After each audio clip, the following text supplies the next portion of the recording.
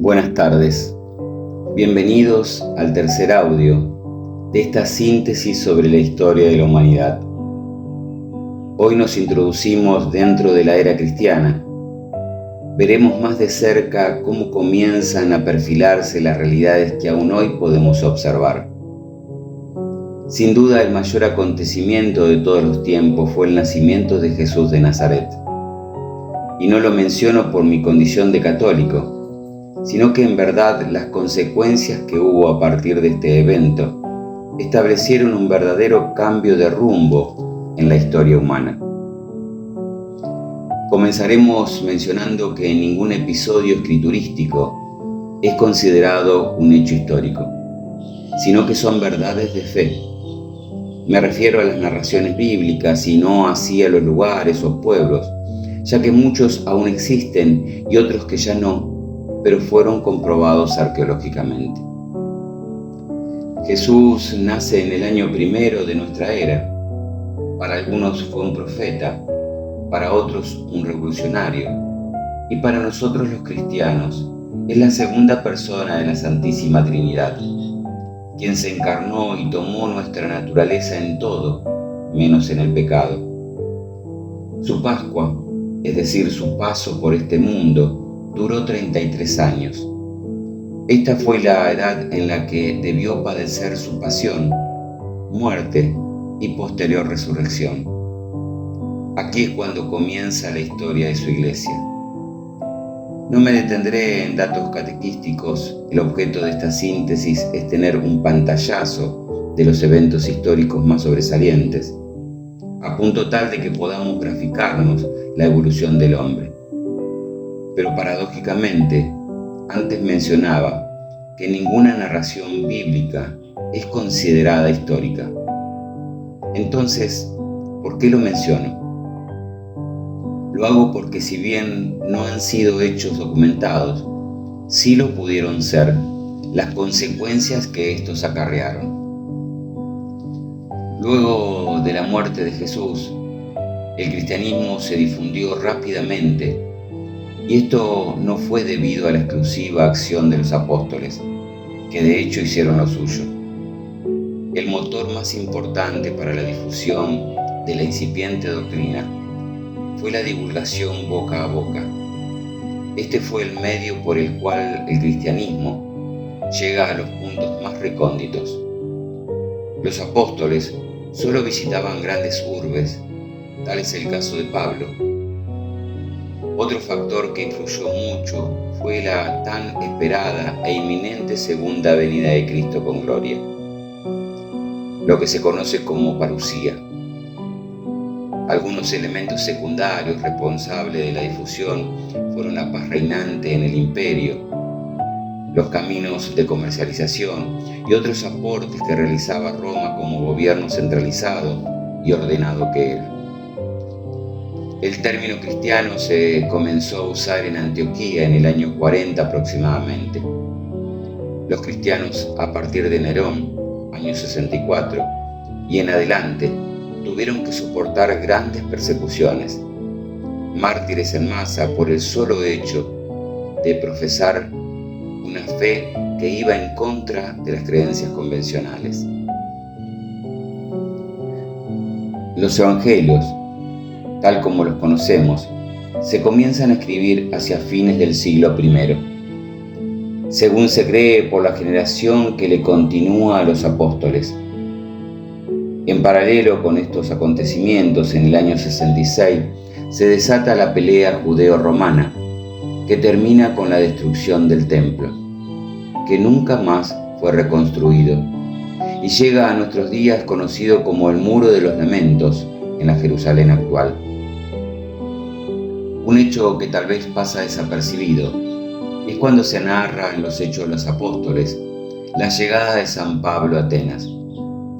Y a pesar de no haber tenido mucho éxito, este es un episodio que, como ya dijimos, no es un acontecimiento histórico, pero sí lo podemos ver como una imagen, como una foto, de cómo pueden haber confluido dos corrientes de conocimiento que, habiéndose gestado en paralelo, puesto que la filosofía nace en Asia Menor, a partir del siglo VIII a.C., y las escrituras se comienzan a escribir en Oriente Medio, un milenio antes de Cristo. Decíamos que estas dos corrientes de conocimiento confluyen en este primer siglo para caminar en paralelo a lo largo de toda la historia venidera, pero que también van a unirse y colaborar recíprocamente. La teología tomará de la filosofía elementos de razonabilidad y especulación, es decir, tomará el andamiaje intelectual desde donde va a partir toda la interpretación escriturística. Y la filosofía no dejaría de dar vueltas sobre el concepto Dios. A partir de este punto iremos caminando tratando de unir pensamientos filosóficos con los teológicos, para los cuales haremos pie en la historia, tal y como lo hemos hecho hasta ahora. Pero esa historia tendrá un acento más eclesial, ya que la evolución de la Iglesia en los primeros siglos y hasta pasada la Edad Media fue decisiva para comprender todos los acontecimientos históricos que se desataron en los primeros 1500 años de nuestra era. Esta iglesia incipiente no era lo que conocemos hoy. Los católicos solemos creer que todo fue armónico, con una cadena de sucesos prolijos que desencadenaron en lo que hoy observamos. Esto no fue así. La iglesia del primer siglo era una iglesia donde había cierta armonía en algunas comunidades, con personas que vendían propiedades para aportar a esas comunidades, pero que también había que organizarlo todo. Ejemplo de esto es que la sucesión apostólica no es un acontecimiento histórico, sino teológico. Tenemos elementos e indicios que nos dicen que esa sucesión existió, pero no son confluyentes a punto tal de entrar en la esfera histórica. Todo lo sucedido en esa época llega a nosotros por y a través de la tradición.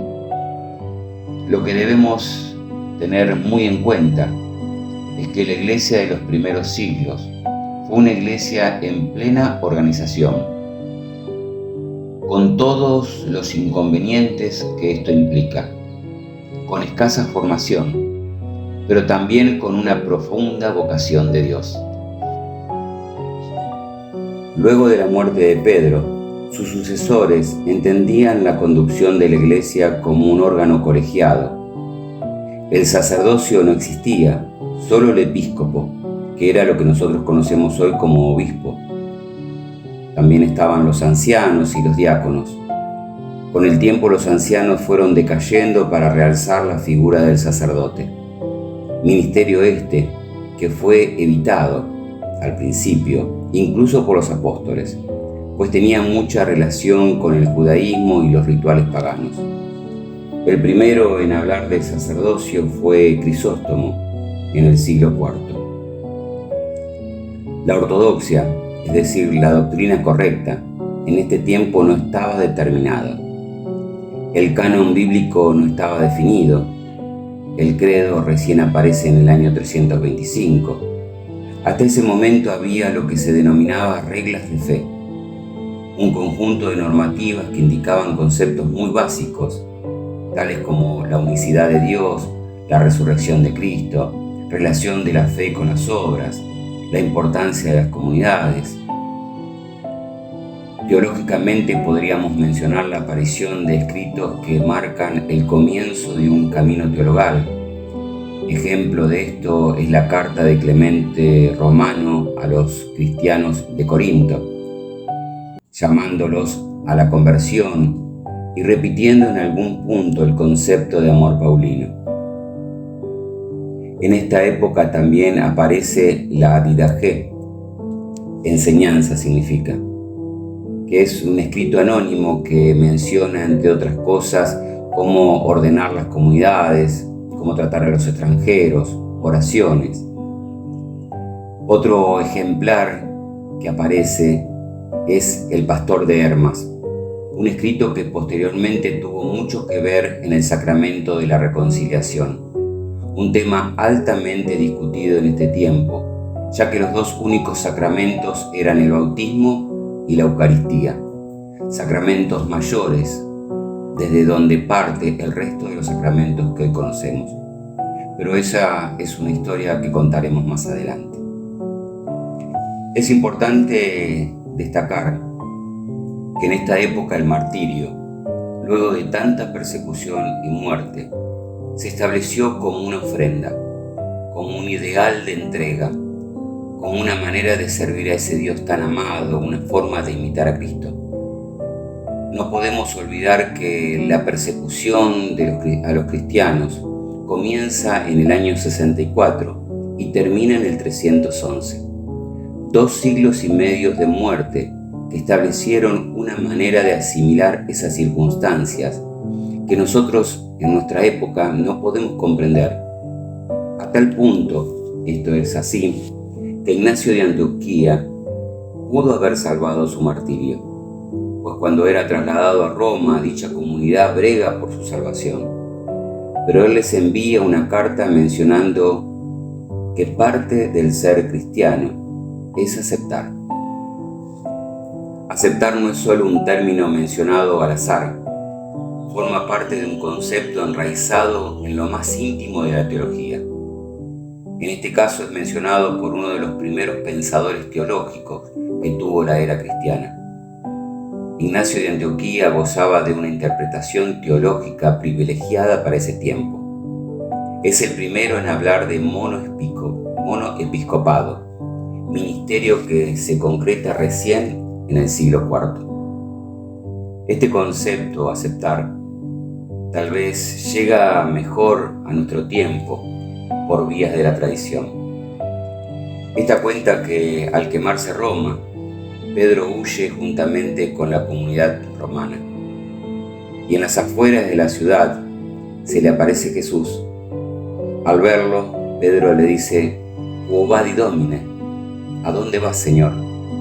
Jesús le responde: «Romam vado iterum crucifigi», a Roma, a ser crucificado nuevamente. Pedro le dice: «Non, Domine», no, Señor, otra vez no. Y es ahí cuando Jesús le responde: «Tum accepier», entonces acepta, refiriéndose a que debe volver a Roma para ser crucificado.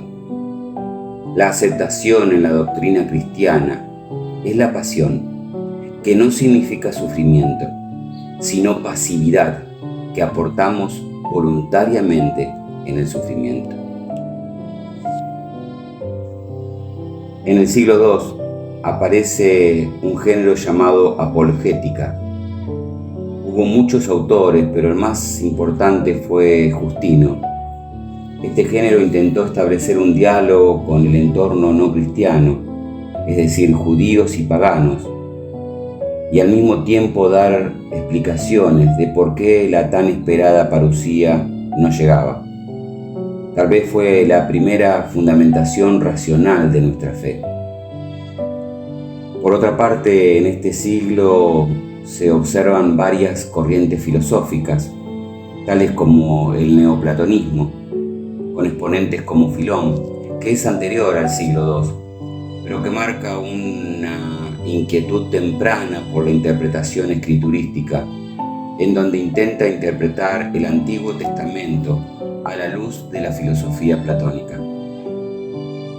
Este postula la idea del uno, fuente desde la cual surge todo lo demás, estableciendo jerarquías. Menciona también que no podemos conocer ni expresar qué es Dios.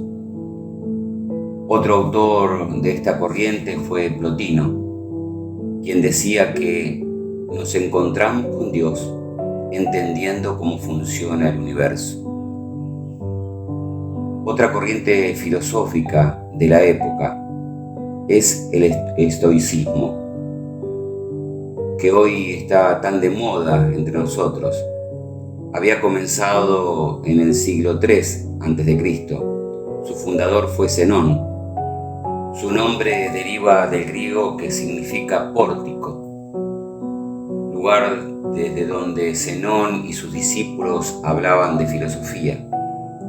En el siglo II, el exponente más conocido que llega hacia nosotros y en nuestro tiempo es Marco Aurelio, emperador romano del año 161 a 180 después de Cristo. Marco Aurelio escribe Meditaciones, libro del cual no mencionaré nada, pues es mejor leerlo. Solo diré que las bases de esta corriente son la razón como elemento central, el dominio de uno mismo, la aceptación de la naturaleza como fuente de sabiduría y virtud. A lo largo de este tercer audio, es sencillo darse cuenta que las distintas corrientes filosóficas del principio de nuestra era no distan mucho de la incipiente doctrina cristiana. Es evidente que el cristocentrismo no se encuentra en ninguna de ellas. No obstante, no podemos obviar lo que Santo Tomás diría varios siglos después. La verdad es lo que es, independientemente de quien la mencione.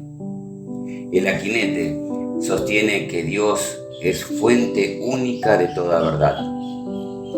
La confluencia entre filosofía y teología no es doctrinal, sino conceptual. Por otra parte, también podemos observar que los conceptos de fe y razón ya transitaban toda especulación teológica y filosófica en esta época, y que a lo largo de toda la historia futura se desplegaría en autores como Orígenes, San Agustín, San Anselmo, Pedro Abelardo, Santo Tomás, filósofos como Descartes, Kant, Nietzsche, Heidegger, teólogos como Juan Baltasar, Ratzinger, Juan Pablo II en su encíclica Fides et Ratio. Lo que deberíamos preguntarnos es por qué, siendo un tema tan abordado por distintos autores y en distintas épocas, todavía necesitamos seguir mencionándolo como si nada se hubiera dicho a este respecto. Es como si no entendiéramos que fe y razón son interdependientes. La una sin la otra no puede evolucionar. Esto se debe a nuestra propia naturaleza. Para explicar este concepto diré que ya no es ningún misterio el hecho que la creación sigue una lógica inteligente y que nosotros somos la única materia pensante en toda la creación conocida. A este punto, a este concepto, la doctrina católica le llama ser hijos de Dios, por lo cual somos semejantes a Él. Esta semejanza se da en cuanto a que tenemos, a igual que Él, intelecto y voluntad. He aquí que nada puede hacer el ser humano sin que la razón medie en ello. Por otra parte, la fe es la inclinación natural a relacionarnos con la deidad, cualidad que solo los seres humanos poseemos. Para la doctrina católica, la fe es una virtud teologal. Digamos que las virtudes teologales son aquellas que tienen como fin a Dios y son indispensables para unirnos a Él. Estas son infusas, es decir, que Dios hace con nosotros, en este punto, lo mismo que un saquito de té en el agua. Nos infunde la fe. Ahora bien, si Dios nos dio intelecto y voluntad para que seamos semejantes a Él y nos ha infundido la fe, ¿no deberíamos preguntarnos acaso si es lógico pensar que ambas pueden ir por separado? Si Dios creó y nos creó teniendo como mira que podamos evolucionar, ¿sería lógico pensar que la fe en nosotros está alejada de toda razón, siendo que esta última es el motor que mueve a toda perfección? Los dejo con estos interrogantes y si Dios quiere, nos encontraremos en el cuarto audio donde iniciaremos con el siglo IV de nuestra era. Buenas tardes, muchas gracias y que Dios los bendiga.